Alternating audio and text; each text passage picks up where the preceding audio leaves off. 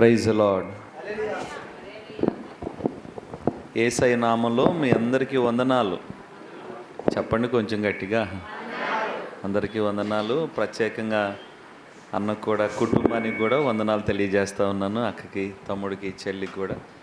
ప్రభు ఇచ్చిన ఈ మంచి సమయాన్ని బట్టి దేవునికి స్తుతి కలుగునుగాక. ఆశీర్వదించబడాలి అనే ఆశ అందరికీ ఉంటుంది కదా? ఉంటుందా?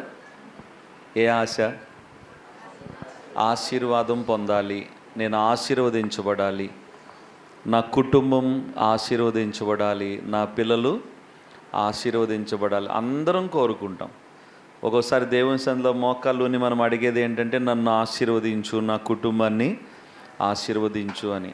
అసలు ఎప్పుడు ఆశీర్వాదం మన జీవితంలోకి వస్తుంది?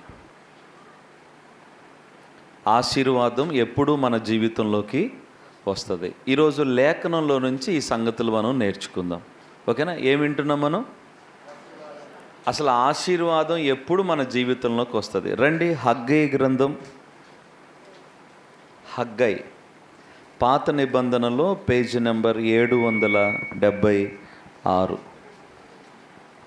776 పేజ్. 19వ వచనం.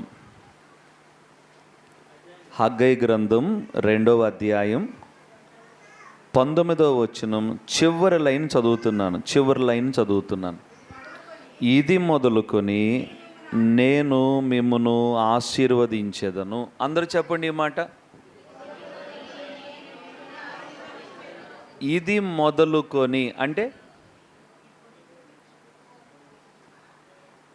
ఇది మొదలుకొని అంటే ఇప్పటి నుండి, ఈ రోజు నుండి ఏం చేస్తాడట ఆయన? ఆశీర్వదిస్తాడు. ఏది మొదలుకొని? అప్పుడప్పుడు మన స్థలం ఎవరన్నా చూడటానికి వచ్చాడు, అన్నయ్య ఇక్కడి నుండి అక్కడ దాకా చెప్పండి, మందే అన్నయ్య స్థలం. పొలం చెప్పాలనుకోండి, అన్నయ్య అక్కడ వేప చెట్టు లేదు కదా, వేప చెట్టు అక్కడ మొదలుకొని అన్నయ్య ఇక్కడ దాకా మందే అన్నయ్య పొలం అని చెప్తాం. అవునా కాదా? మొన్ననే ఒక 4-5 రోజుల క్రితం అనుకుంటాను, ఒకరు ఇల్లు కట్టుకుంటుంటే ప్రార్థన చేయడానికి వెళ్ళాను.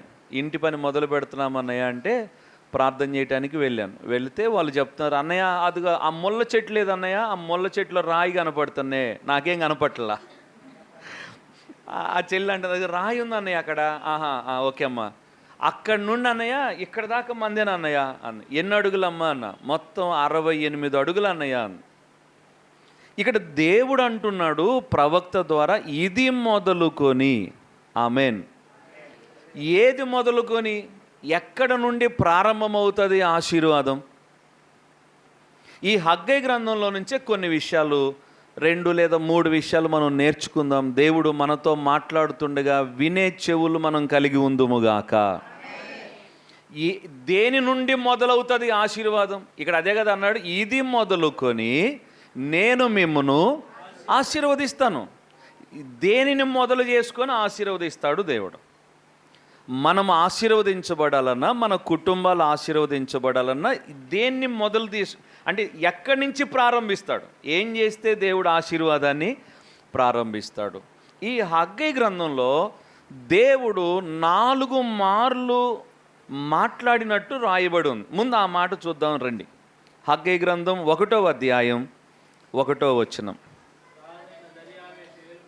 ఏలుబడిలో 2వ సంవత్సరం 6వ నెల మొదటి దినాన ప్రవక్తయగు హగ్గై ద్వారా యూదా దేశం మీద అధికారి అయినటువంటి వారికి, అందులో చివరిలో సైన్యములకు అధిపతిగు యెహోవా ఆజ్ఞ ఇచ్చినదేమనగా, ఇది ఎప్పుడు దేవుడు మాట్లాడాడట హగ్గైతో?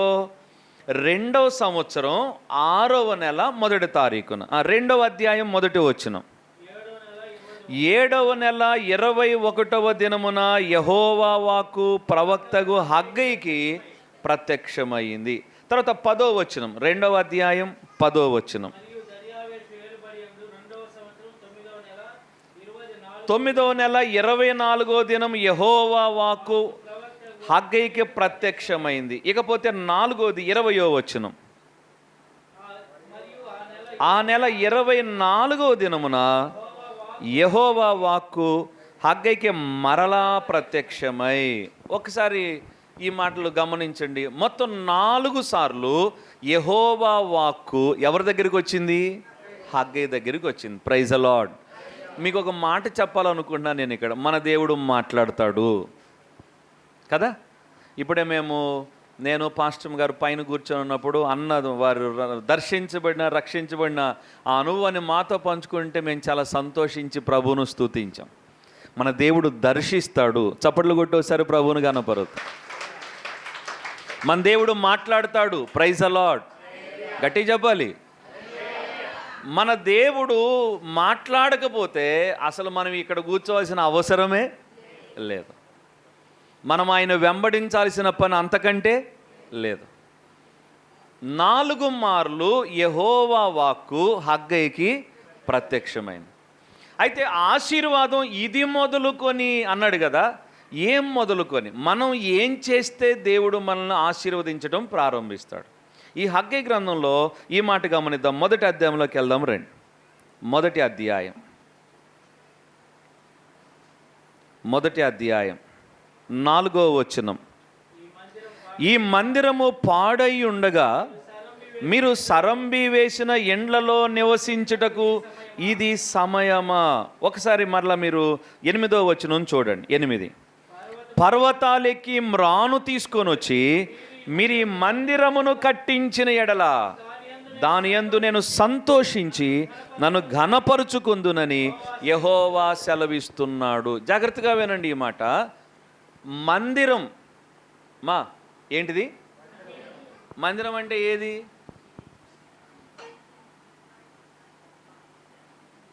మందిరం అంటే ఏది? ఇదేగా. మరి అది చెప్పలేదు. ఈ సినిమా హాల్ అనుకుంటున్నారా ఏంటి? మనం ఎక్కడున్నాం ఇప్పుడు? గట్టి చెప్పండి. మందిరాన్ని గురించి దేవుడు హగ్గయితో మాట్లాడితే హగ్గయి వెళ్ళి జనాలతో మాట్లాడుతున్నాడు. అబ్బాయ్, మీరు ఆశీర్వదించబడకపోవడానికి కారణం ఏంటో తెలుసా? మందిరాన్ని వెనకబెట్టుకున్నారు, మీ పనులు ముందు చేసుకుంటున్నారు. జాగ్రత్తగా వినాలి ఈ మాట. మందిరాన్ని ఏం చేశారు? మీరు వెనకేశారు. మీ పనులు ఏందో నాకేడికి వచ్చా శివుడు వచ్చిందో, లేకపోతే ఇక్కడికి వచ్చాక మీకు మాట పడిపోయిందో జకర్యాకు పడిపోయినట్టు లోకాసు వార్తలో. నాకు అర్థం కావట్లా. చెప్పండి. మందిరాన్ని అన్ని పనుల కంటే వెనక పెట్టుకున్నారు. వాళ్ళ పనులు మందిరం కంటే ముందు పెట్టుకున్నారు. అర్థమైందో చెప్పింది? ఒకసారి దావీదు మందసాన్ని తెచ్చేటప్పుడు మందసం వాస్తవంగా యాజకుల భుజాన పెట్టుకొని యోర్దాన్లో దిగితే ఏమైంది? యోర్దాను ఏకరాశి అయిపోయింది, అవతల నిలబడిపోయింది. మందసం భుజాన పెట్టుకొని ముందు వెళ్తా ఉంటే జయము కలిగింది. ఇప్పుడు దావీదు మందసాన్ని ఎక్కడ తీసుకొని వస్తున్నాడు? వెనక ఎక్కడో ఉంది, ఎద్దుల బండి మీద.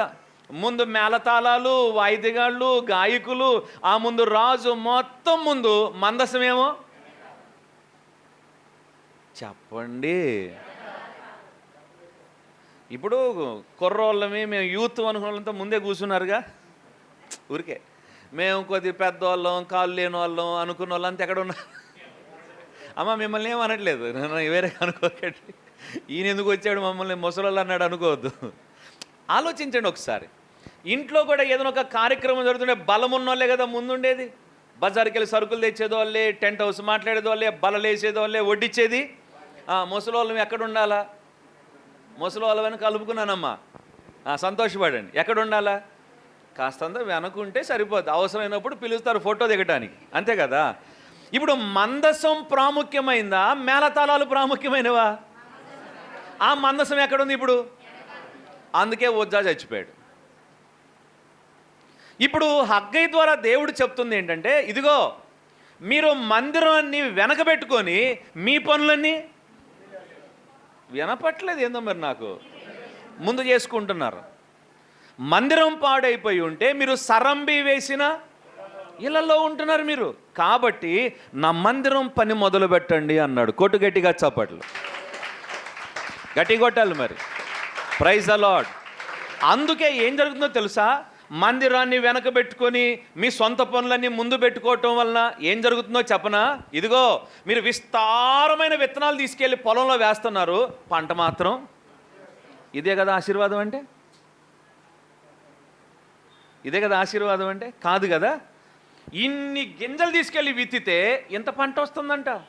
వాస్తవంగా ఇన్ని గింజలు విత్తితే రావాలి కదా.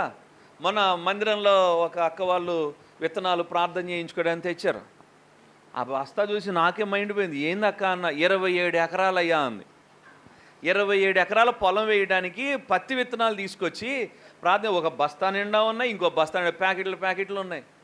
నేను అనుకున్నాను, వామ్మో 2 బస్తాలు విత్తనాలు వేస్తున్నారు వీళ్ళు అనుకున్నా. రేపు పంట లారీలు దిగదు. అవునా? విత్తనాలు 2 బస్తాలు, పంటేమో లారీలు ట్రాక్టర్లు పత్తి ఎత్తుతారు కదా. కానీ వీళ్ళకి ఏమైందంట, లారీలు విత్తనాలు వేస్తున్నారంట, పంటేమో బస్తాలకే వస్తుందంట. ఇదేనా ఆశీర్వాదం అంటే?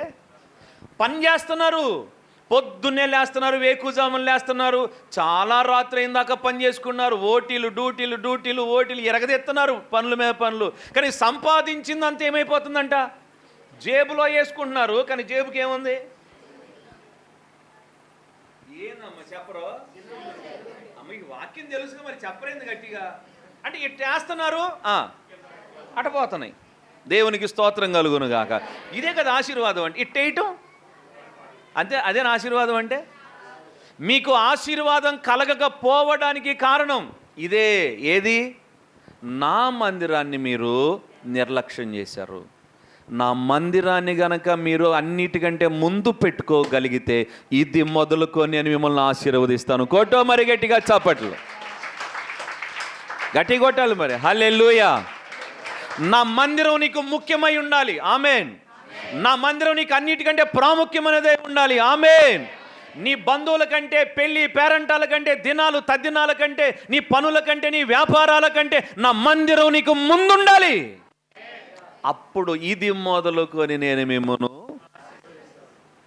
మరి మనకు ఇప్పుడు కాకపోతే రేపు పోవచ్చు చర్చికి. ఏమైంది? ఉపవాస కోటాలు 3 రోజులుగా. ఇది ఫస్ట్ రోజే పోవాలా ఏంది? అయినా ఆదివారం ఆరాధనకి మనం అప్పుడే పోవాలి. పాటలు పిల్లకాయలు పాడతారు, పెద్దకాయలు పాడతారు, వాళ్ళంతా పాడాక ఆరాధన టైంకి మనం వెళ్తే చాలు. ఎక్కడుంది మందిరం మనకి? ఆదివారం చేపలు వండుకోవాలా, మటన్ వండుకోవాలా, చికెన్ వండుకోవాలా. అందున కూడా పిల్లలకి సెలవు ఏ రోజు? అందుకని వాడు దూడలాగా 8 దాకా 9 నిద్రపోయినా కానీ ఏం చెయ్యం మనం. మందిరం ఎక్కడుంది మన హృదయాల్లో? చెప్పాలి. చికెన్ కంటే వెనకాల, మసాలా కంటే ఒప్పుకుందాం. అవునా కాదా? దేవుని మందిరం ఎక్కడుంది? మన బంధువులు ఎవరన్నా ఫోన్ చేసి, అమ్మాయి నువ్వు లేకపోతే పెళ్లి చూపులు ఎట్టాగే, నువ్వు రా అంటే మందిరం వెనకాల పెళ్లి చూపులు. ఒప్పుకోవటానికి కూడా నోరు పడిపోతుంది మీకు. అవునా కాదా? ఎవరన్నా ఫోన్ చేసి ఫంక్షన్ ఉంది, ఎప్పుడు? ఆదివారమే అంటే ఏం పర్లా, ప్రార్థన ఏముంది, మందిరం ఏముంది అన్నా, ఈ ఆదివారం కాకపోతే వచ్చే ఆదివారం ఫంక్షను. పెళ్ళక్క, పెళ్ళి ఎప్పుడు వచ్చింది? జీవితంలో. చర్చినో చెప్పాలి. మళ్ళీ వారకూడికలు ఉంటాయా? అప్పుడప్పుడు ఇట్లాంటి కోటాలు పెడుతుంటాడా మన పాష గారు? ఎన్ని కోటాలు అనుకున్నా ఏముందిలే. పెళ్ళి ముందు పెట్టుకొని మందిరాన్ని వెనక పెట్టు, పని ముందు పెట్టుకొని, వామ్మో నాయనో ఏసయ్యో మీరేమనుకుంటారో మనసులో నాకు తెలుసు.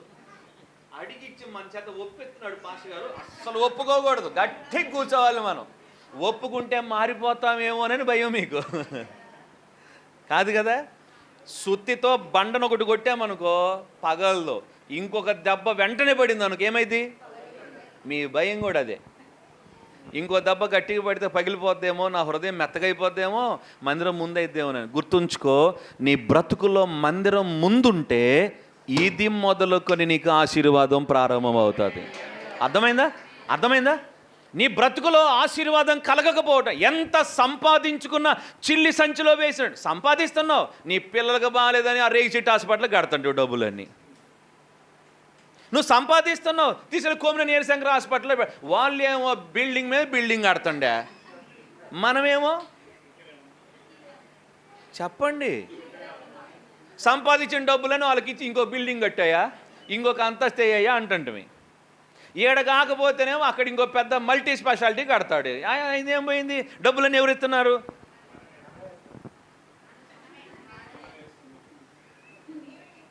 అవునా కాదా? పిల్లల డాక్టర్లు కొంత పెడుతుంటమి, ఆడవాళ్ళ డాక్టర్లకి గైనకాలజిస్టులు కొంత పెడుతుంటమి, మనకు కొన్ని అన్ని డబ్బులన్నీ ఏమైపోతున్నాయి. అరే పొద్దున్న లేతి రాత్రి దాకా అసలు క్షణం తీరిక లేకపోయా, దమ్మిడి ఆదా లేకపోయా, మొత్తం ఏడేస్తున్నావు చీలి సంచులు మొత్తం. కొమ్మిన నీరశంకరరావుకో, రేచెట్టు హాస్పిటల్కో, లేకపోతే లావు సతీష్కో, లేకపోతే ముద్దన రమేష్కో, మన పేటల హాస్పిటల్. అవునా కాదా? నేను ఆ విజయవాడ అవతల గుడివాడ మీటింగ్కి వెళ్ళి వస్తూ ఉంటే, హైవే మీద వస్తూ ఉన్నప్పుడు మాతో పాటు కారులో ఉన్న బ్రదర్ చెప్తా, అన్న ఇది లలిత హాస్పిటల్ అన్నాడు. నా గుండె పగిలిపోయింది. ఎంత పెద్దది కడుతున్నారో తెలుసా? గుంటూరు బ్రిడ్జి దగ్గరలో పెద్ద హాస్పిటల్ కడుతున్నారు. అక్కడ డబ్బులనే మనయేగా, ఏమనుకోదు, అర్థం కట్టని చెప్తున్నాను. గుర్తుంచుకో. వాళ్ళేమో ఆశీర్వదించబడుతున్నారు, మనమేమో చిల్లి సంచులు వేసుకున్నాం. కారణం ఏంటంటే మన బ్రతుకులో మందిరానికి ఇవ్వాల్సిన ప్రాధాన్యత మనం మందిరానికి ఇవ్వట్లా. ఇచ్చి చూడు. ఈ ఉపవాస కూటాల్లో మొట్టమొదటి రోజు దేవుడు నీతో మాట్లాడుతున్నాడు.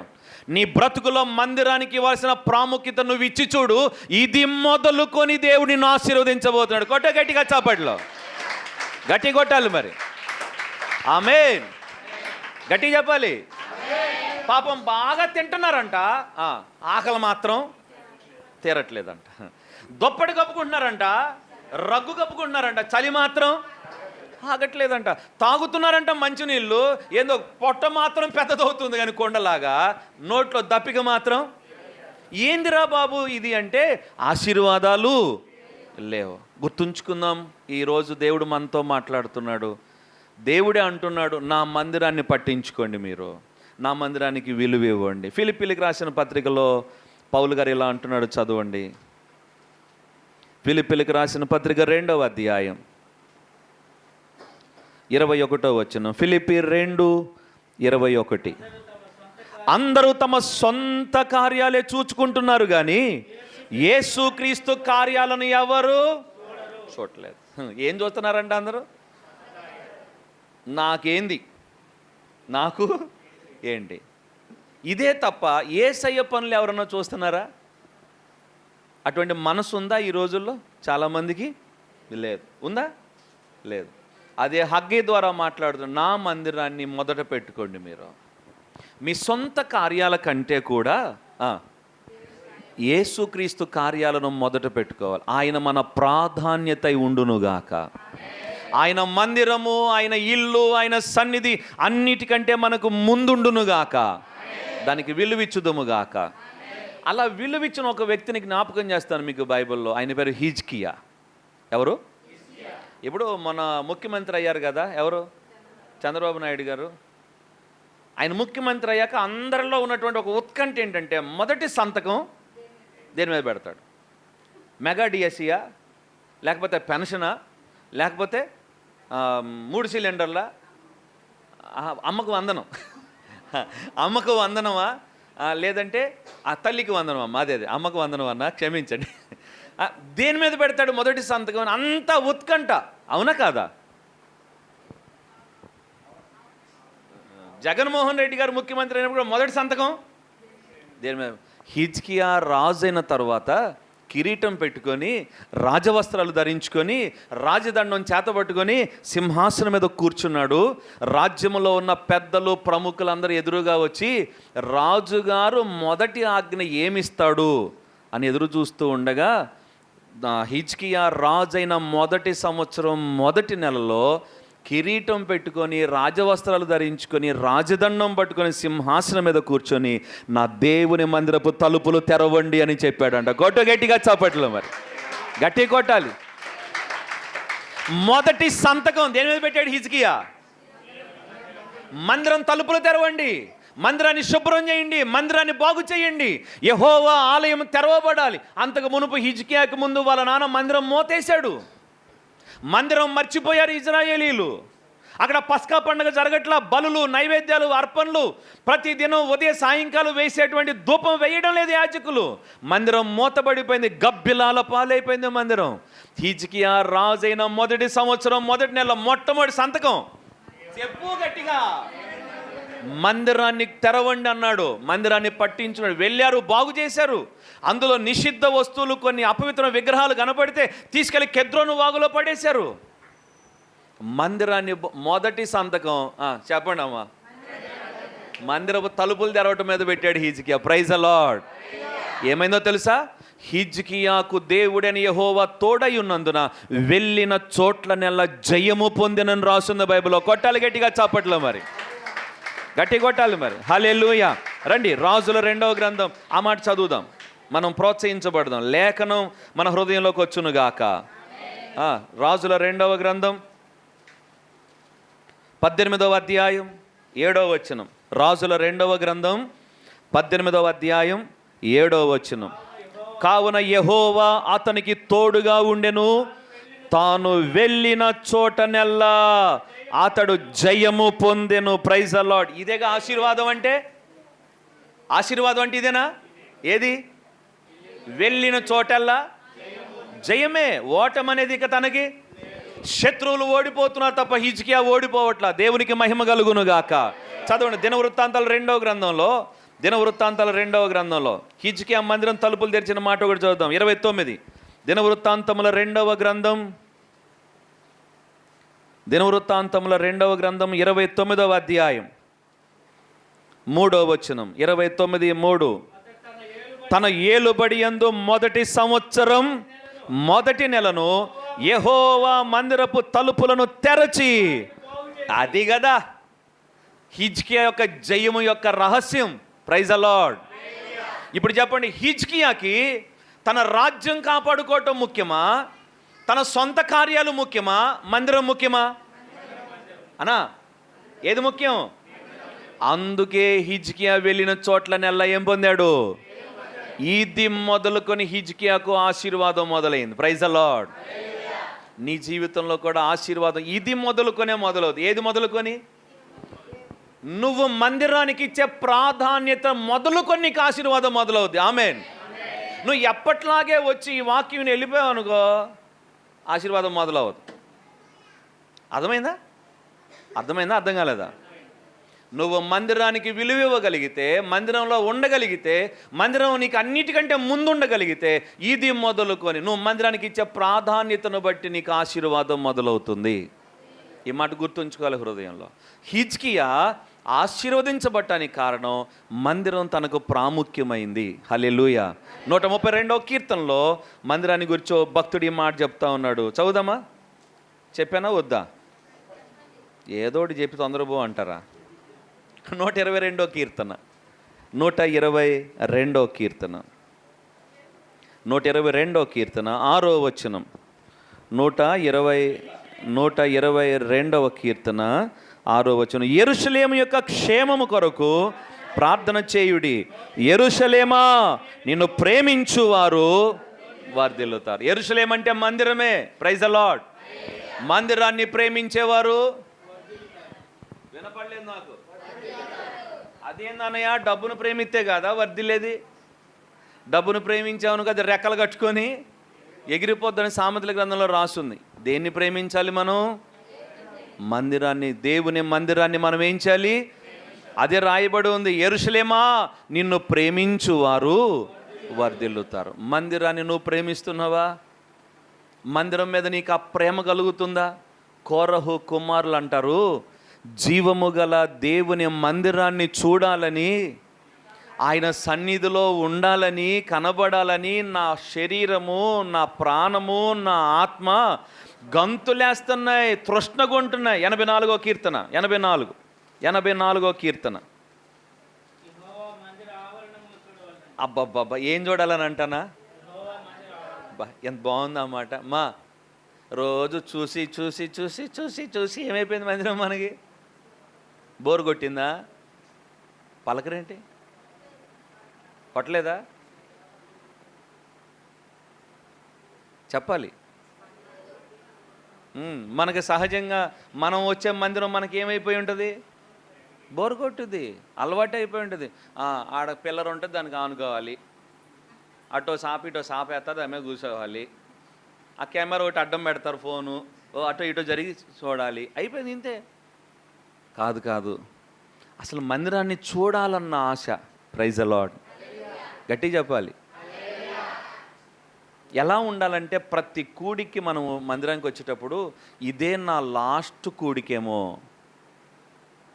నేను ఇంకోసారి మందిరానికి రాలేనేమో, ఒకవేళ నేను చచ్చిపోతానేమో, మరలా నేను నా దేవుని మందిరంలో ఆరాధించలేను కదా, నా దేవుని సన్నిధిలో మోకాళ్ళు వేయలేను కదా, ప్రార్థించలేను కదా, మాకు వాక్యం చెప్పే ఆత్మీయ తండ్రి నేను ఇంకొక మారు చూడలేను కదా అని నీలో ఒక తృష్ణ, ఆశ ఉండాల.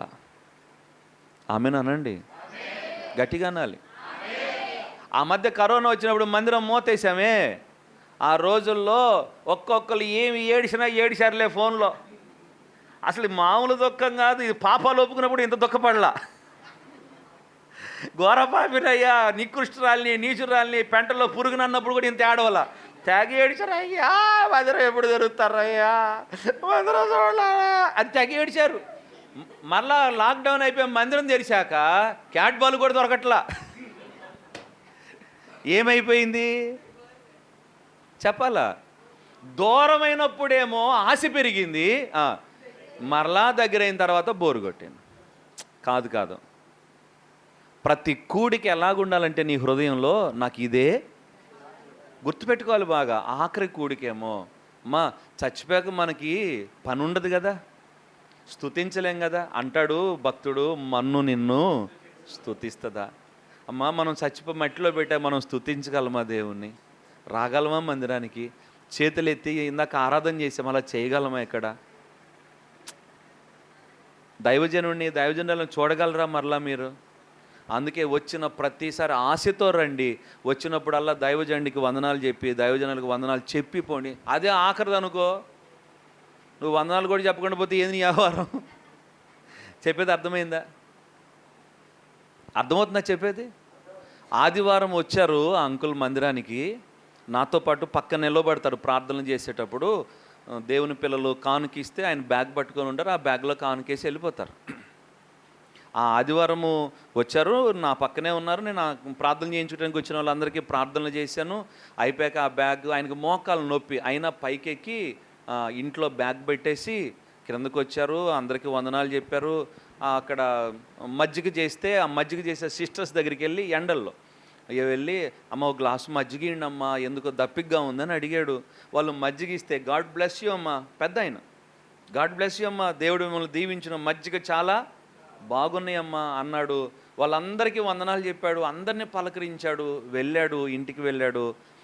ఆ రోజు రాత్రికి భార్యను ఎప్పుడు కూరగాయలకి తీసుకుపోడు, ఆయన కూరగాయలు తెస్తాడంట. భార్యని స్కూటీ మీద ఎక్కించుకొని కూరగాయలకి వెళ్ళారు. అందరూ బజార్లో వాళ్ళు, మార్కెట్లో సెంటర్లో ఉన్న వాళ్ళు, గణపురం సెంటర్లో, ఏందయ్యో విష్ణునారాయణ, ఏంది మీ ఆవిడ కొత్తగా కూరగాయలకి ఎక్కించుకొచ్చావే అన్నారంట. కూరగాయలు తీసుకొని వచ్చారు, ఇంటికి వచ్చారు. ఆదివారం కదా, ఏదో కూర వండుకున్నారు, ఉదయాన్నే అయిపోయింది. ఇద్దరు భోంచేశారు, ఇద్దరు మంచాలు వేసుకున్నారు. ఇద్దరు మంచాల మీద ఎదురు బదులా కూర్చొని, పగలు అబ్బాయి ఏం వాక్యం చెప్పాడు నీకు అర్థమైందా అని అడిగాడంట. అప్పుడు ప్రత్యక్ష గుడారం గురించి చెప్తున్నాను, వరుసగా కొన్ని వారాల నుంచి చెప్తా ఉన్నాను. ఆదివారం అది ఏదో అబ్బాయి దాని గురించి చెప్పాడు, కానీ నాకు అంతగా అర్థం కాలేదు. పిచ్చిమోహన్ దాన, తెక్కలదాన, నీ బొట్టో దానికి ఏం అర్థమైతే వాక్యం నేను చెబుతాను, నేను అబ్బాయి ఏం చెప్పాడు అని వాక్యం అంతా చెప్పాడు. అవునా, అక్కడ అబ్బాయి చెబితే నాకు అర్థం కాదు, నువ్వు చెబితే. అబ్బాయి అంటే నేనే, అంటే వాళ్ళు పెద్దోళ్ళు కదా, ప్రేమతో నన్ను కొడుకు అనుకొని అబ్బాయి అబ్బాయి అని పిలుస్తారు, నన్ను అయ్యా అయ్యా అంటుంటారు. ఆ వాక్యం చెప్పాడు, అర్థమైంది అయ్యా అంది. ప్రార్థన చేయి ఇప్పుడు అన్నాడు. ప్రార్థన చేసింది, ఈయన ప్రార్థన చేశారు. ఇద్దరు మంచాలు వేసుకున్నారు, పడుకున్నారు, అంతే. ఓ నొప్పి లేదు, ఓ బాధ లేదు. తెల్లవారి పొద్దున్న 5 గంటలకి సెల్ ఫోన్ అలారం మోగుతుంది అయింది. అలారం ఆయనే ఆపుతాడు, ఆ రోజు ఆపలేదు. ఏమయ్యా అది ఆపు అంది. ఎంతసేపటికి ఆగట్లేదు అది. ఏందయ్యా ఎంత మొద్దు నిద్రపోతున్నావు ఈరోజు, లేవేందయ్యా ఆపవేందయ్యా అని దగ్గరికి వెళ్ళి ఫోన్ ఆపి, ఏంది ఇంత నిద్రపోతున్నావు లే అంది. లేడు. అప్పటికే ప్రభు దగ్గరికి ఆత్మ వెళ్ళిపోయింది. ఇలా పక్క తిరిగి పడుకొని ఉన్నాడండి. ఉదయాన్నే 5:30కి నాకు ఫోన్ చేశారు. షాక్ అయిపోయాను నేను. రాత్రే కదా, నిన్నే కదా నాతో పాటు ఉన్నాడు, ఏమైపోయింది?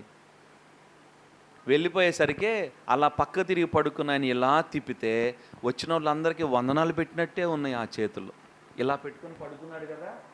ఎప్పుడు చనిపోయాడో 2:00కో 3:00కో తెలియదు. ఇలా తిప్పేసరికి చేతులు 2 ఇలా వందనాలు పెడుతున్నట్టున్నాయి. నాకైతే అసలు కన్నీళ్ళు ఆగలేదు ఆ రోజు. నా సహకారి పరిచర్లో నాతో పాటు ఉండే అంకుల్, ఆయన పెద్ద ఆయన, 62-63 సంవత్సరాలు ఉంటాయి. వాళ్ళ ఆవిడికి బాగలేకపోతే గుంటూరు హాస్పిటల్లో ఉంటే ఆయనకి పెన్షన్ వచ్చింది, మొట్టమొదటి పెన్షన్ వచ్చింది. ఆయన పెన్షన్ తీసుకోవటానికి వచ్చి గుంటూరు నుండి వచ్చి పెన్షన్ తీసుకొని, నేను వేరే ఊరు మీటింగ్కి వెళ్ళాను. మందిరం దగ్గరికి వస్తే అన్న లేరు, మీటింగ్కి వెళ్ళారు, రాత్రికి వస్తారు. ఆ రాత్రి అక్కడే గణపురంలో ఉండి మరలా తర్వాత రోజు ఉదయాన్నే 7 గంటలకి మందిరం దగ్గరికి వచ్చి నన్ను కలుసుకొని 2000 పెన్షన్ వస్తే ఆయనకి 2000 నా చేతిలో పెట్టాడు. ఇదేంటి అంకుల్, ఆంటీకి బాగలేదు కదా, చూపించండి తర్వాత. మొదటిదయ్యా, ఇది దేవునిది, నాది కాదు. నువ్వు లేవన్నావు, ఇక్కడే ఉన్నానయ్యా అని మరలా బండేసుకొని గుంటూరు పోయాడు. ఆ వయసులో 60 సంవత్సరాలు నిండు వయసులో అంత నమ్మకస్తుడు ప్రభు దగ్గరికి వెళ్ళిపోయాడు.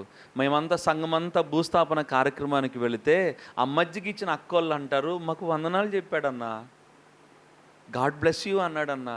బ్రదర్స్ అంటారు, మాకు వందనాలు చెప్పాడు. అందరినీ పలకరించుకున్నాడు. ఆ చివరి రోజు తన భార్యను కూడా కూరగాయలకి తీసుకెళ్ళాడు. ఆమెకి తృప్తి ఉంది, ఆమె కూడా ఆ జ్ఞాపకాలు చెప్తుంది. బజార్లో వాళ్ళందరూ ఎప్పుడు ఒక్కడే తెస్తాడు కూరగాయలు, ఆ రోజు ఆమెను కూడా అన్నీ చెప్తున్నారు అందరూ. అసలు ఆ రోజు ఎంత దుఃఖం వేసిందో. మందిరంలో వాక్యం చెప్పేవాడు అప్పుడప్పుడు. ఆ ఆదివారం ఆరాధనలో ఆయన భూస్థాపన కార్యక్రమం అప్పుడు ప్రొజెక్టర్ పెట్టి ఆయన మందిరంలో చెప్పిన వాక్యం ఆ స్క్రీన్ మీద వేస్తే అండి అసలు ఏడుపు ఆగలేదు మాకెవరికి.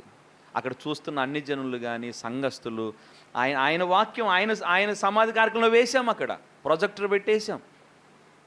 అరే విష్ణునారాయణ ఇంత చెబుతాడా, ఇలాగుంటాడా, ఈయన భక్తి మాకు ఎవరికి తెలియదు అనుకున్నారు వాళ్ళ బంధువులు, చుట్టుపక్కల వాళ్ళంతా. నేను ఎందుకు చెప్తున్నానంటే మనం కూడా అలా దాటిపోవాలి. ప్రతి కూడిక మనకి చెప్పండి ఆఖరి కూడిక అనుకొని రావాలి. ఎప్పుడు దాటిపోతామో తెలీదు. మందిరం కొరకైన తృష్ణ మనలో మొదలగునుగాక. ఆ దప్పిక మనలో పుట్టాలి. మందిరాన్ని ప్రేమించాలి. యెరూషలేమా నిన్ను ప్రేమించువారు వర్ధిల్లుతారు. మందిరాన్ని ప్రేమించడం నువ్వు మొదలు పెడితే, ఇదేదో 4 గోడలుగా అనుకోవద్దు. మందిరం అంటే అది యెహోవా సన్నిధి నిలుచు స్థలం. కొట్టోసారి గట్టిగా చప్పట్లు. మనం మోకరిస్తుంటే ఆయన మన ప్రార్థన ఆలకించే స్థలం. ఆయన చెవులు దివారాత్రములు ఈ మందిరం వైపు ఉన్నాయి. ఆమేనానండి. నువ్వు ఇక్కడ మోకాళ్ళుని చేస్తున్న నీ ప్రార్థనలన్నీ నీ బిడ్డ కోసమా, నీ భర్త కోసమా, నీ భార్య కోసమా, నీ మనవడు మనవరాలి కోసమా, అవన్నీ వినడానికి దివారాత్రులు ఆయన చెవులు ఈ మందిరం వైపు ఉన్నాయి. గట్టి చెప్పాలి. నువ్వు స్తుతిస్తూ ఉంటే నీ స్తుతుల మీద ఆయన ఆసీనుడే మన మధ్యలో ఉంటాడు. ఆమేనానాలి. ఎక్కడ 2-3 నా నామమున కూడి ఉంటారు వారి మధ్యలో ఉంటాను. ఆయన ఉన్న స్థలం ఇది. Praise the Lord. ఆయన సంచరించే స్థలం ఇది. Praise the Lord. ఒక్కొక్కరిని పలకరించే స్థలం ఇది. Praise the Lord. నిన్ను ముట్టే స్థలం ఆయన ఇక్కడ. Praise the Lord. అందుకు నువ్వు మందిరాన్ని ఏం చేయాలి? ప్రేమించాలి. నీ సొంత కార్యాలు పక్కన పెట్టి చెప్పండి మందిరం నీకు ప్రాముఖ్యమై ఉండునుగాక. అప్పుడు చెప్పండి, ఎప్పుడైతే మందిరం నీకు ప్రాముఖ్యం అవుతుందో అప్పుడు ఇది మొదలుకొని, ఇదిగో మందిరాన్ని ముందు పెట్టుకున్నావు కదా, ఇది మొదలుకొని అక్కడి నుంచే మొదలవుద్ది ఆశీర్వాదం. Praise the Lord. ఒకవేళ నువ్వు మందిరాన్ని వెనక నుంచి కొంచెం ముందుకే తెచ్చావు అనుకో, మొదలవుతుంది ఆశీర్వాదం. ఎక్కడికి రావాలి? మందిరం అన్నిటికంటే ముందుకు రావాలి. ఎప్పుడైతే మందిరానికి నువ్వు ప్రాముఖ్యతను ఇస్తావా, అమ్మా మీరందరూ మందిరానికి ప్రాముఖ్యత ఇచ్చేవాళ్ళు అయి ఉండొచ్చు కాక, నాకు తెలియదు, నాకేం చెప్పారు, నాకేమైనా వాక్యం చెప్పమని. ప్రభు నా మనసులో పెట్టిన తలంపులే మీతో పంచుకుంటున్నాను. మందిరము ఈ రోజుల్లో చాలామందికి బోరింగ్ ప్లేస్ అయిపోయింది. బైబిల్ తీసుకొని రావటం బద్ధకం అయిపోయింది. మోకాళ్ళు వేయటం ఇంకా ఫ్యాషన్ అయిపోయింది. లేదు, మోకాళ్ళు వేయటం, ఆయన ఆరాధించడం, స్తుతించడం తగ్గిపోయింది. నువ్వు ఎవరు ఎట్లున్నా సరే, నీ ఒక్కడవైనా సరే మందిరాన్ని ప్రేమించి ఆశతో తృష్ణతో నువ్వు మందిరానికి రాగలిగితే, నీ ఇంట్లో వాళ్ళంతా నీకు మందిరమే ముఖ్యం, ఏ ముఖ్యంగా, అవును నాకు మందిరమే చెప్పవే ముఖ్యం. మా బాబాయ్ వాళ్ళు ప్రభువుని నమ్మల. పిల్లలకి సెలవు ఆదివారం అని శనివారం రాత్రే మా ఇంటికి వచ్చేవాళ్ళు. శనివారం రాత్రే వస్తారు. వాళ్ళు వచ్చే టైంకి విజ్ఞాపనలో ఉంటాం, ఇంటి తాళం వేసి ఉంటుంది. సరే మొత్తానికి అరుగుల మీద కూర్చొని ఎట్టాగో ఉండి అయిపోద్ది, రాత్రికి మేము వస్తాం, భోజనం చేస్తారు, పడుకుంటారు. పొద్దున్నే మేమంతా రెడీ అవుతూ ఉంటే వాళ్ళు అనే మాట ఏంటో తెలుసా? మేము వస్తే మీరేందిరా చర్చికి పోతారు, మేము వస్తే మీరు చర్చికి పోతారు ఏంది అనేవాళ్ళు. ఏం ముఖ్యం ఇప్పుడు చెప్పాలి? అప్పుడు ఒక వాక్యం గుర్తు చేస్తుంటాడు సైతాను మనకి. ఏమని? నిన్ను వలె నీ పొరుగు వారిని, నీ రక్త సంబంధికి ముఖం తెప్పకూడదు, ఇట్లాంటివి గుర్తు చేస్తూ ఉంటాడు. అప్పుడు నీకు ఒక వాక్యం పరిశుద్ధాత్ముడు గుర్తు చేయాల. ఎవడైనను నన్ను వెంబడింపగోరిన ఎడల, తల్లినైనను, తండ్రినైను, అన్నదమ్ములనైను, అక్క చెల్లెండ్రనైను, భూములనైను, ఇండ్లనైను, భార్యనైను, పిల్లలనైను, ఆఖరికి తన ప్రాణము సహా ద్వేషింపనివాడు నా శిష్యుడు. మందిరమే ముఖ్యం. అర్థమైందా? ఇప్పుడు మందిరంలో కూర్చుంటాం మనం, కిలిక్ కిలిక్ కిలిక్ కిలిక్ అంటుంది. అలా నేను చర్చిలో తల జాతలు పెట్టాయి. ఏది ఇంపార్టెంట్ నీకు? అసలు ఇది ఎందుకు ఎత్తా నువ్వు? నా మాటలు అర్థమవుతున్నాయా?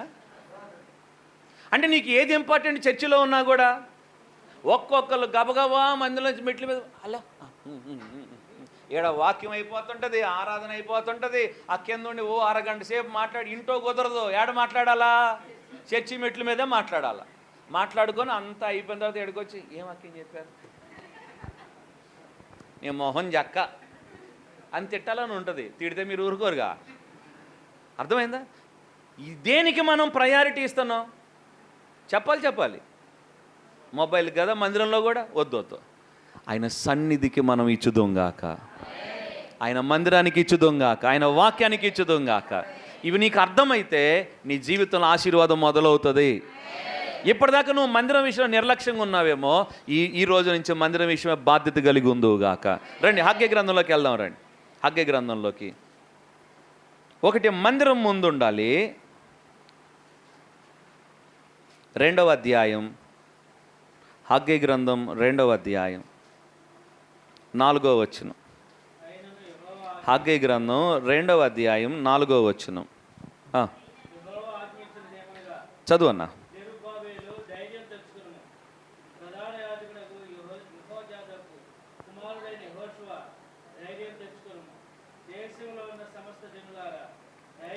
ధైర్యము తెచ్చుకొని పని జరిగించుడి, నేను మీకు తోడుగా ఉన్నాను, ఇదే సైన్యములకు అధిపతియగు యెహోవా వాక్కు.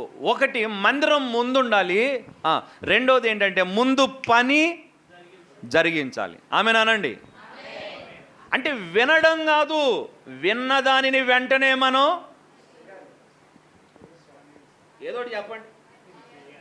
విన్నదాన్ని వెంటనే మనం చెప్పండి మొదలు పెట్టాలి. ఆమేనానండి? అప్పుడప్పుడు మనలో కలిగేటువంటి ఒక చిన్న శోధన చెప్పనా?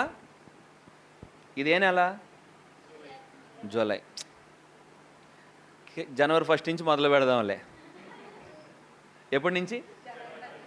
ఒకవేళ మరీ లాంగ్ అన్నాడు అనుకో సేవకుడు, కాదులే కానీ రేపు అక్టోబర్ ఆఖరిలో నాది లేదు, అది నా దినం. ఏ దినం?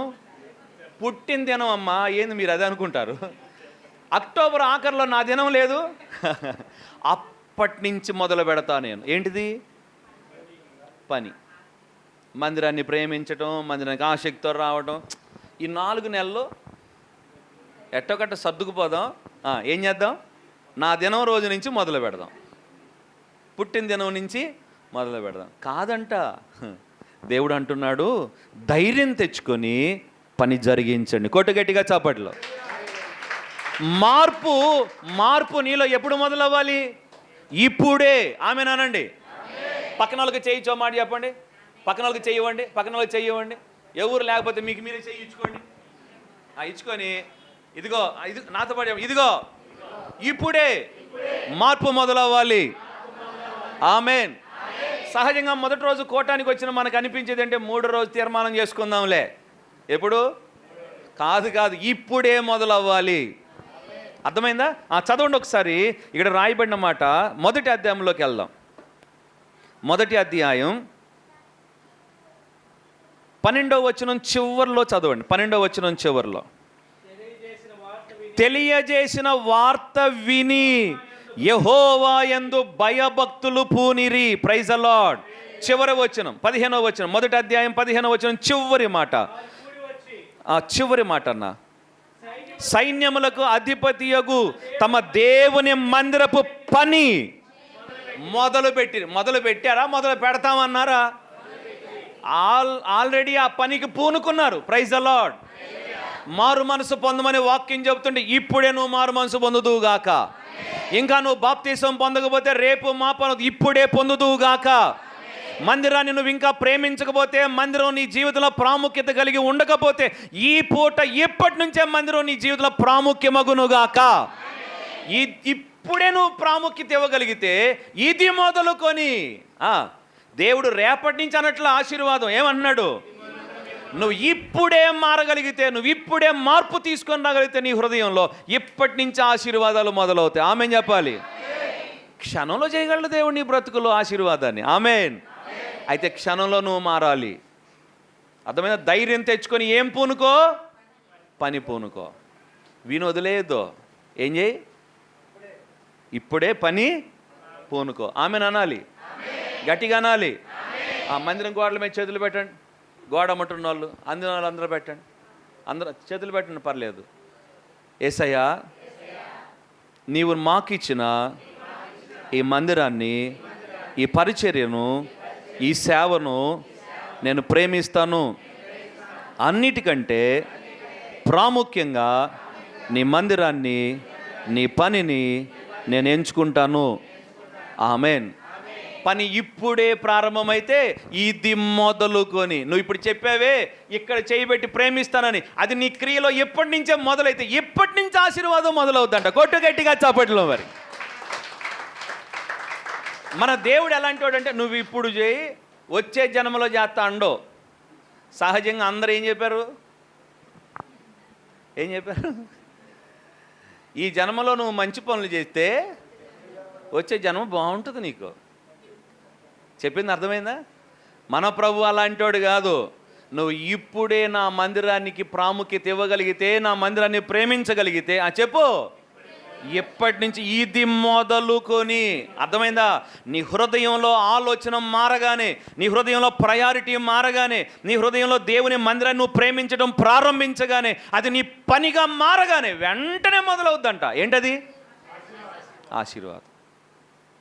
మందసం తీసుకెళ్ళి ఇంట్లో పెట్టాడో లేదో 3 నెలలు ఏమైంది? ఓపిదదో మిల్లు.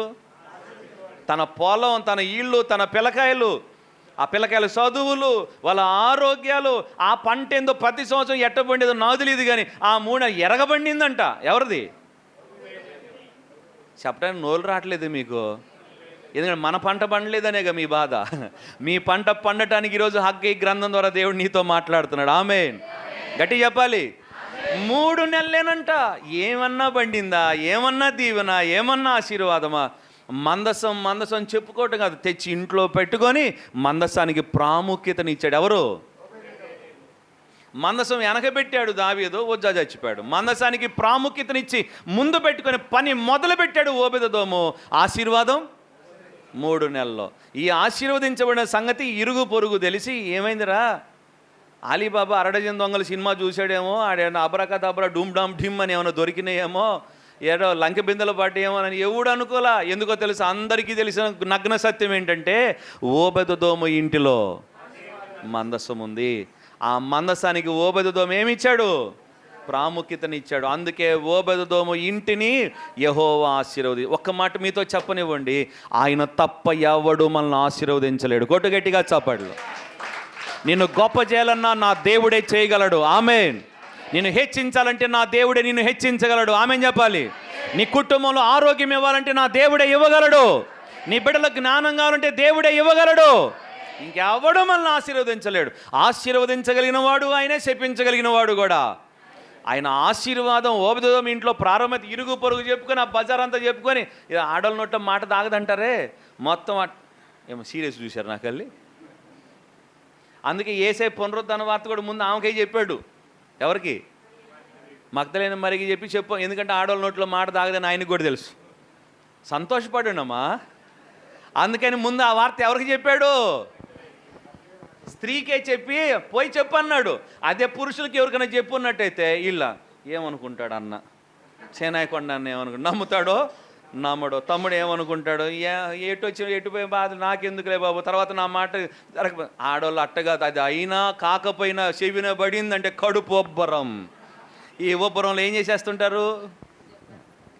ఓ రాజుగారు ఎవరికి కనపడకుండా తిరుగుతున్నాడు. లోపల తిరుగుతున్న టైంలో ఏందా రాజుగారు బయటికి రావట్లేదు. రాజుగారు బయటకు వచ్చి 3 సంవత్సరాలు అయిందంట. ఈలోగా ఒక మంగళాయన్ని సీక్రెట్గా పిలిపించాడు. ఏమనుకోదు, సందర్భం వచ్చిందని చెప్పి కులం పేరు పని పేరు ఎత్తాలని కాదు నా ఉద్దేశం. పిలిపించి లోపలికి ఒక్కడినే పిలిపించి లోపలికి వచ్చిన వ్యక్తికి తన తల మీద ఉన్న ముసుగు తీస్తే ఆ వ్యక్తి షాక్ అయిపోయాడు. రాజుగారి కొమ్ములు వచ్చినాయి అంట. అందుకని ఎవరికి కనపడకుండా 3 ఏళ్ళు లోపల అంతఃపురంలోనే ఉన్నాడు. చెప్పాడు, నేను బయటికి రాలేకపోతున్నాను, నువ్వు ఎలాగలగ నా కొమ్ములు 2 తీసేయి అన్నాడు. వెంటనే ఈ సంగతి ఎవరికి చెప్పొద్దు అన్నాడు. వెంటనే వెళ్ళి కత్తి తీసుకొని 2 కొమ్ములు తలకాయ దగ్గరికి చక్కగా కత్తిరిచ్చేశాడు. అయిపోయింది. రాజుగారు మళ్ళీ బయట కిరీటం పెట్టుకొని వచ్చి బయట కనపడతా ఉన్నాడు. ఇంటికి వెళ్ళిన తర్వాత భార్య అడుగుతుంది, ఏమండి రాజుగారు పిలిచారు, 3 ఏళ్ళ నుంచి కనపట్టలేదు, అసలు ఏమైంది, పొట్ట వచ్చిందా, రంగు వచ్చాడా, ఒళ్ళు వచ్చిందా, జుట్టు ఊడిపోయిందా, బట్టలు వచ్చిందా, ఏమైందండి ఆయన? కానీ ఒకటే కూర్చుతుంది. అన్నం పెట్టిందా మొదకో ప్రశ్న వేస్తుంది. ఎవరు? ఈ మంగళ పని చేసి ఆయన భార్య వేస్తుంది మొదకి. ఇంటికి కాలు కూడా చెంబు నీళ్ళు ఇచ్చేటప్పుడల్లా ఏమండి ఎట్టున్నాడు ఆయన, ఏం కనపడ్డా, మాట్లాడాడు, అసలు మాట్లాడుతున్నాడు, తిరుగుతున్నాడు, అడుగుతున్నాడు లేదా, ఏమైనా బైపాస్ సర్జరీ లేదా, ఇక మొత్తం అడుగుతుంది. తట్టుకోలేక సంసోను చూడండి ఏమని విసుగు చెంది తన బల రహస్యం చెప్పినట్టు ఏం చేశాడు, ఎవరికి చెప్పనని మాట ఇవే అని ప్రాణం విసిగిపోయి సంసోన్లాగా ఏం చేశాడు, ప్రమాణం చేయించుకొని రాజుగారు బయటికి రాకపోవటానికి కారణం చెప్పండి. కొమ్ములు వచ్చినాయి అందేమో. ఏమొచ్చినాయి రాజుగారికి? దొన్నపోతుకు వచ్చినట్టు, ఎద్దుకొచ్చినట్టు కొమ్ములు వచ్చినాయా, పొట్టేళ్ళకి వచ్చి కొమ్ములు వచ్చినాయా అంది. సే నువ్వు ఈ మాట ఆయన చెప్పావంటే నా ప్రాణాలు తీసేస్తాడే రాజుగారు. చెప్పాడు ఆయన. ఎవరికని చెప్పావా? తలకాయ తీసేస్తా అన్నాడు. ఎవరికని చెప్పావంటే నీ మంగళసూత్రం పోయిద్దా అన్నాడు. ఇక ఈ మాటగా మంగళసూత్రం పోదాం కళ్ళకు అద్దుకొని మెల్లకుండా ఉంది. కానీ పొట్ట చెప్పండి ఉబ్బుతుంది, పొట్ట ఉబ్బుతుంది. ఏమండి అంటుంది. ఏందన్న పొట్ట పెద్దదైపోతుందండి, నేను ఈ సంగతి ఎవరో ఒకరికి అంటుంది. వచ్చి నీ దుంప దగ్గర ఎవరికని చెప్పావంటే అది నా తలకాయ తెగిపోద్ది అని ఒక గుంట తీశాడంట. మెల్లలో పెరట్లో గుంట తీసి, ఈ గుంటకి చెప్పవే, నువ్వు ఎవరికి చెప్పొద్దు అన్నాడు. సరేనా నా గుంట దగ్గరికి వచ్చి, మరే నీకు ఈ సంగతి తెలుసా, రాజుగారికంట 2 కొమ్ములు వచ్చినాయి అంట అంది. ఆ గోడ పక్కనే పక్కింటి పొలం మీంది. ఏమది అని చెప్పింది? గుంటకి. విందెవరు? ఆ గుంట తింది. అర్థమైందా? ఆమె పక్కింటి పొలము గోడ అమ్మటుండి వింది. విని ఇక ఏమా చెప్పండి, మొత్తం చెప్పుకుంటా రాజుగారి కోటలో కూడా పోయి రాజుగారిని అడిగారంట. రాజు అందరూ విచిత్రం చూస్తున్నారంట రాజుగారికి. వెళ్ళి ఎట్ట చూస్తున్నారంట. రాజుగారికి డౌట్ వచ్చి, ఏంది వీళ్ళందరూ నాకు తేడాగా చూస్తున్నారు, ఎటు పోయినా తేడాగానే చూస్తున్నారు. అందరు చూపులు ఎట్టున్నాయి, తలకాయ కళ్ళే ఉన్నాయి. ఇంతకుముందు రాజుగారు ఏమి ఎత్తాడని చేతులు కలిసి చూసేవాళ్ళు, యజమానుడి చేతి తట్టు దాసుడు చూసినట్టు చూసేవాళ్ళు. ఇప్పుడు చెప్పండి, ఎప్పుడన్నా రాజుగారి కిరీటం సరి చేసుకుందామని ఇట్ట రాజుగారి కిరీటం సరి ఎట్ట అనుకోండి, ఎటు చూస్తారండి అందరూ. రాజుగారికి అర్థమైపోయింది మ్యాటర్. ఏమని? నా కొమ్ములు పుట్టిన సంగతి తెలిసిపోయింది, నా కళ్ళు చూస్తున్నారని. అతను పిలిపించాడు. ఎరా చెప్పావా? ఎవరికి చెప్పలేదయ్యా, నా అర్ధభాగం సగభాగం ఎవరు? నా భార్యకి చెప్పానయ్యా. సాలు రామా. హల్లెలూయా. ఓబెదెదోము ఇల్లు ఆశీర్వదించబడిన సంగతి ఎక్కడికి పోయింది ఇప్పుడు? రాజుగారి అమ్మ ఆడవాళ్ళంతా ఇప్పుడు సీరియస్గా చూస్తున్నారు నాకు. వెళ్ళి అమ్మ ఈ వార్త మీరే తీసుకెళ్ళాలి యేసయ్యని గురించి లోకానికి. కొట్టు గట్టిగా చప్పట్లో.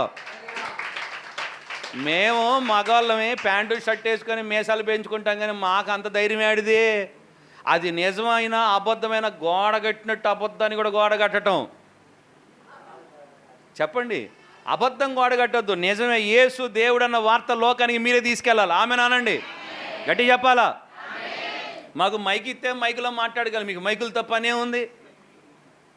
మీరు పుట్టుకతోనే ఎన్నో మౌతులు యాంపులిఫైర్లు మింగి పుట్టారు. ఇది కరెంటు పోతే ఆగిపోద్ది. అది చెప్పాలా? అరుగు మీద కూర్చొని మీటింగ్ మొదలైతే మధ్యాహ్నం 2 అయినా 3 అయినా ఆకలి కూడా దానికి no battery charge, low battery అందది. ఏమనుకోదురా తల్లి. అంటే సిస్టర్స్ గురించిలే, నీ గురించి కాదు. Praise the Lord. ఛార్జింగ్ అవ్వద్దానికి లో బ్యాటరీ అంద. మన ఫోన్లు అన్నా అయిపోతాయేమో కానీ లో బ్యాటరీ అని దానికి మాత్రం చెప్పాలా? అది సంగతి. Praise the lord. ఓబెదెదోము ఇల్లు ఆశీర్వదించబడడానికి కారణం ఏంటంటే మందసానికి ప్రాముఖ్యతనివ్వటం వెంటనే మొదలు పెట్టాడు. కొట్టు గట్టిగా చప్పట్లు. మరి ధైర్యము తెచ్చుకొని పనిని ప్రారంభించండి, మొదలు పెట్టండి. ఇప్పటి నుంచే మీరు దేవునికి, దేవుని కార్యాలకు, దేవుని మందిరంగా ప్రాముఖ్యతనిచ్చుదురుగాక. విని తర్వాత అని వాయిదా వేయద్దు. ఇప్పటి నుంచే నువ్వు మొదలు పెడుదువుగాక. గట్టిగా నాలా. ఎప్పటి నుంచి ప్రాముఖ్యత ఇవ్వాలి నువ్వు మందిరానికి? ఎప్పటి నుంచే. ఇంతకు మునుపు నువ్వు ఏదైనా పని చేసేదానివేమో మందిరంలో, ఆ పని మానుకున్నావేమో. ఇంత మునుపు పరిచర్యలో బండలు ఓడవటమో తొడవటమో ఏదో పని చేసావేమో, ఒకవేళ మానుకున్నావేమో, ప్రాముఖ్యత తగ్గించావేమో. ఎప్పటి నుంచే మరలా పని నువ్వు మొదలు పెడుదువుగాక. ఒకవేళ సేవకుల ఇంట్లోకి వెళ్ళి ఒకప్పుడు ప్రేమగా కుటుంబంలో ఒక వ్యక్తిలాగా ఉన్నావేమో గతంలో, ఈ మధ్య దూరం అయ్యావేమో. ఈ పూట నుంచి నువ్వు మళ్ళీ మొదలు పెడుదువుగాక. గట్టిగా చెప్పవే. మళ్ళీ మొదలు పెడితేమని అనుకుంటారేమో. నా నోటితో ఆడిపోసుకున్నాను, ఎన్నో అన్నాను, మళ్ళీ పోయాను అనుకో, దిక్కు లేకొచ్చింది అంటారు. నీకు అనవసరం అవన్నీ. ఇప్పటి నుంచే ధైర్యం తెచ్చుకొని పని. చీపురు పట్టుకుని ఒకప్పుడు ఊడిశాను, ఏంటంటే ఊడిసి గొడ్డు చాకరీ చేస్తున్నావు ఆ మందిరంలో అన్నాను నా నోటితోనే. మళ్ళీ చీపురు పట్టుకుని నలుగురితో నీకెందుకు? ధైర్యం తెచ్చుకొని పని జరిగించు. ఇది మొదలుకొని యెహోవా నిన్ను ఆశీర్వదించబోతున్నాడు. చెప్పింది అర్థమైందా? ఒకప్పుడు మందిరంలో ఏదైనా పరిచర్య చేసావా, వాయిద్యాలు వాయించావా, మైకులు పెట్టావా, లేదంటే మందిరం ఊడ్చావా, చాపేసావా, కూటమిగా చాప తీసావా, సండే స్కూల్ పరిచర్య జరిగించావా, పిల్లలకి ఏదన్నా సహకరించావా, వంట పనిలో, ఇంట్లో ఊడ్చే పనిలో, సేవకుడి ఇంట్లో సేవకురాలతో సహకారంగా ఉన్నావా? ఇప్పుడు లేవా? మొదలుపెట్టు మళ్ళీ. ఆమెననాలా, గట్టిగా అనాలా. ఇంతకుముందు సేవకుడితో పాటు సువార్త పరిచర్యకి వెళ్ళారా, కుటుంబ ప్రార్థనకి వెళ్ళారా, సేవకుడు ఎక్కడికి రమ్మంటే అక్కడికి మీరు వెళ్ళారా, తోడుగా వెళ్ళారా, పలానా చోట కూటమి పెడదామంటే సహకరించారా, పలానా పని చేద్దామంటే కానుక ఇచ్చారా, పరిచర్య చేశారా? ఆపేసావా ఈ మధ్య? మొదలుపెట్టు మళ్ళీ ఈ పూట నుంచి. ధైర్యం తెచ్చుకొని పని. ఆ గుడ్డివాడు త్రోవ పక్క నుండి కేకలు పెడుతుంటే పక్కన వాళ్ళు ఏమన్నారు? రే అరవమాకరే, ఎందుకురా కేకలు పెడుతున్నాను? ఆపాడా? నీ పక్కన వాళ్ళతో నీకు అనవసరం, ఎవరు ఏమనుకొని అనవసరం. ఆశీర్వాదం నీకు కావాలి. అర్థమైందా? నువ్వు ఆశీర్వదించబడాలనుకుంటే, నువ్వు దీవించబడాలనుకుంటే, నీ కుటుంబం దీవించబడాలనుకుంటే మిగిలిన వాళ్ళ సంగతి వదిలేసి నువ్వు పని పూనుకొని ప్రారంభించి కొనసాగిద్దువుగాక. ఏ పని నువ్వు చేసావు గతంలో మందిరంలో, ఇప్పుడు ఆ పనిలో ఉన్నావా? చేస్తున్నావా? బాధ్యతగా ఉన్నావా? మందిరంలో కుర్చీలు తీసిపోవటం అన్నా ఉందా? కనీసం కూటమి అయిపోయాక కూడికి ముందే వచ్చి, ఓ పావుగంట ముందే వచ్చి మందిరం సర్దుకోవటం, కుర్చీలు వేయటం, పరిచయం ఉందా నీకు? ఇంత మునుపు చేశాను పాస్టర్ గారు, ఇప్పుడు ఏమైంది? ప్రాముఖ్యత తగ్గిందా మందిరం నీ జీవితంలో? మరలా మొదలుపెట్టి. ఎప్పటి నుంచి? ఆమేన్. ఎప్పటి నుంచి? ఆశీర్వాదం కూడా ఎప్పుడు మొదలైందంట? ఇది మొదలుకొనే. ఆమేన్. వినడం కాదు, లోబట్ట. ఏం చదివాం అక్కడ? 1:15 చివర్లో ఏం చదివాం? 1:15 చివర్లో ఏం చదివాం? తమ దేవుని మందిరపు పని చేయ మొదలుపెట్టిరి. Praise the lord. ఏం చేశారట? మొదలుపెట్టారు. 2 విషయాలు విన్నాం ఇప్పుడు దాకా. ఒకటి మందిరానికి ప్రాముఖ్యతనివ్వాలి. రెండోది, ఆ మందిరానికి ఇచ్చే ప్రాముఖ్యత అయిన పనులు ఇప్పుడే పూనుకోవాలి. మూడో మాట ఒకటి చెప్పి ముగిస్తా, టైం అయిపోతా ఉంది. మూడో మాట ఒకటి చెప్పి ముగిస్తా. రెండవ అధ్యాయంలో 14 వచ్చిన పని పూనుకున్నారు, పని చేస్తున్నారు, వారు పని చేస్తున్నారు. అయితే పని చేస్తున్నారు కానీ ఏం జరుగుతుందో తెలుసా? 16వ వచనం, నాట నుండి ఒకడు 20 కుప్పల కంకులు వేయగా 10 కుప్పలంత ధాన్యమే తేలుచున్నది. తీసుకోవాలని 50 కొలల తొట్టి యొద్దకు ఒకడు రాగా 20 కొలలు మాత్రమే దొరుకును.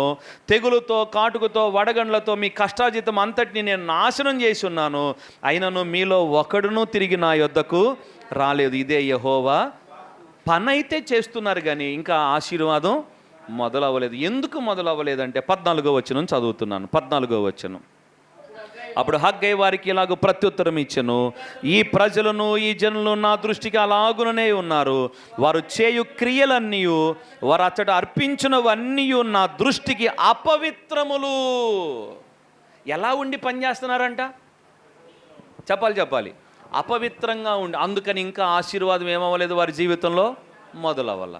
ఇప్పుడు దేవుడు ఏమంటున్నాడంటే, మీరు నా మందిరానికి ప్రాముఖ్యతనివ్వండి, ఇప్పుడే ఆ పని చెయ్యండి. మూడో మాట, పవిత్రంగా ఉండి చెయ్యండి. అర్థమైందా? సిగరెట్ దాగొచ్చి పని చేయటం కాదు, సినిమా చూసొచ్చి వినపడలా పని చేయటం కాదు, ఇంటి దగ్గర బూతులాడొచ్చి పని చేయటం కాదు. ఎలా చేయాలంట? మందిరంలో పవిత్రంగా ఉండి. ఆమెనండి. అలా నువ్వు పవిత్రంగా ఉండి పని చెయ్యకపోవటం వలన ఇంకా నీ జీవితంలో ఆశీర్వాదం మొదలవ్వలేదు. ఇప్పుడు ప్రభు అంటున్న మాట ఏంటంటే, మీరు పవిత్రంగా ఉండి నా పని చెయ్యండి, ఇది మొదలుకొని నేను మిమ్మను పవిత్రత ఎంతో ముఖ్యం. ఆయన రక్తంతో కడగబడుదుముగాక, మన నోటిని కడుక్కొందుముగాక. ఆయన పని చెయ్యాలంటే యెషయా ప్రవక్త నేనున్నాను నన్ను పంపు అన్నప్పుడు మొట్టమొదట జరిగిన పని ఏంటో తెలుసా? బలిపీఠం మీద నిప్పు తీసి యెషయా పెదవులను ఆయన కాల్చేశాడు. పవిత్రపరచబడ్డాయి తన పెదవులు. పాట పాడాలంటే నీ పెదవులు పవిత్రంగా ఉండాలి. పవిత్రమైన పెదవులతో పాట పాడు, పవిత్రమైన చేతులెత్తి ప్రార్థన చేయి. అదే కదా చెప్పాడు తిమోతికి రాస్తూ పౌలు గారు మొదటి అధ్యాయంలో, పురుషులు ప్రతి స్థలమందు సంశయము లేని వారే పవిత్రమైన చేతులెత్తి ప్రార్థన చేయాలి. మన చేతులు పవిత్రంగా ఉండాలి, మన పెదవులు పవిత్రంగా ఉండాలి, మన హృదయం పవిత్రంగా, మన దేహం పవిత్రంగా ఉండాలి. పవిత్రంగా మనం ఆయన పాట పాడిన, పవిత్రంగా మనం ఆయన సన్నిధిలో వాయిద్యాలు వాయించిన, పవిత్రంగా మనం చీపిరి తీసుకొని మందిరం ఊడ్చిన, పవిత్రంగా మనం వాక్యం చెప్పిన, పవిత్రంగా మనం మోకాళ్ళు వేసిన, పవిత్రంగా మనం ఆరాధన చేసిన, గుర్తుపెట్టుకో, ఇది మొదలుకొని ఆశీర్వాదం మన బ్రతుకుల్లో ప్రారంభమవుతుంది. పని చేస్తున్నాం కానీ ఏం లేకుండా చేస్తున్నాం? పవిత్రత లేకుండా చేస్తున్నాం. ప్రయాస పడుతున్నాం కానీ ఏం లేకుండా ప్రయాసపడుతున్నాం? పవిత్రత లేకుండా. ఇంటి దగ్గర సినిమా చూస్తుంటివి, ఇంటి దగ్గర ఏమో బూతులు ఆడుతుంటివి, ఇంటి దగ్గర ఏమో అవి ఇవి ఏవో వ్యర్థమైనవి చూస్తుంటివి, నిన్ను నువ్వు అపవిత్రపరుచుకుంటున్నావు. ఇక్కడికి వచ్చి దేవుని పని చేస్తావు. అందుకే ఇంకా నీ బ్రతుకులో ఆశీర్వాదం కలగలేదు. ఆశీర్వాదం నీకు కలుగునట్లుగా ఆమేన్. ఎలాగా? పవిత్రంగా మనం ఉందుముగాక. గట్టిగా చెప్పాలి. ఎలా వస్తుంది పవిత్రత? చెప్పాలి. యేసయ్య రక్తం ద్వారా వస్తుంది. ఆమేన్. మనల్ని కడిగేవి 3 ఉన్నాయని లేఖనాలు చెప్తున్నాయి మనకి. మనల్ని కడిగేవి ఎన్ని ఉన్నాయి? గట్టిగా చెప్పాలి. అంట్లు కడగటానికి 1000 నిమ్మకాయల శక్తి. ఏంటది? విమ్ కదా. 1000 నిమ్మకాయల శక్తి. ఏం కడగటానికి? అంట్లు కడుక్కోవటానికి. మరి తల మురికిపోవటానికి షాంపూ, ఒంటి మురికిపోవటానికి, పళ్ళ మురికిపోవటానికి. అబ్బో, మొత్తం వాడుతున్నారు అనమాట మీరు కూడా. మేము గణపురం వాళ్ళేమో అనుకున్న పేటోళ్ళు కూడా వాడుతున్నారు ఇవన్నీ. దేవునికి స్తోత్రం కలుగును గాక. బట్టలు మురికిపోవటానికి బట్టల సోపు, సర్ఫు, ఏదో ఒకటి. మరి మన అపవిత్రత పోవటానికి 3 ఉన్నాయని లేఖనాలు చెప్తున్నాయి. 1 యేసయ్య రక్తం, 2 దేవుని వాక్యం, 3 దేవుని ఆత్మ. ఏంటది?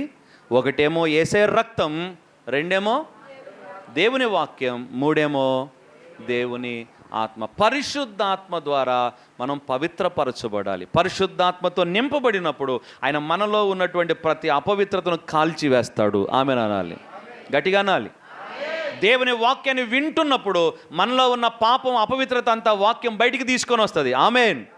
యేసయ్య నన్ను కడుగను అడుగుతున్నప్పుడు అన్నిటికంటే అమూల్యమైన ప్రశస్తమైన యేసయ్య రక్తం, నిర్దోషమైన నిష్కలంకమైన గొర్రెపిల్ల వంటి క్రీస్తు రక్తం మనను కడిగి మనను నూతన పరుస్తుంది, మన మనస్సాక్షిని శుద్ధి చేస్తుంది. ఆ రక్తాన్ని మనం ఆశ్రయించుదుముగాక. అందరం మోకాళ్ళేండి ప్రార్థన చేసుకుందాం. అందరం మోకాళ్ళేద్దాం, యేసయ్య రక్తాన్ని ఆశ్రయిద్దాం. ఇది మొదలుకొని యెహోవా మిమ్మును ఆశీర్వదించును. ఇదే మొదలు, ఇదే మొదలు, ఇదే మొదలు.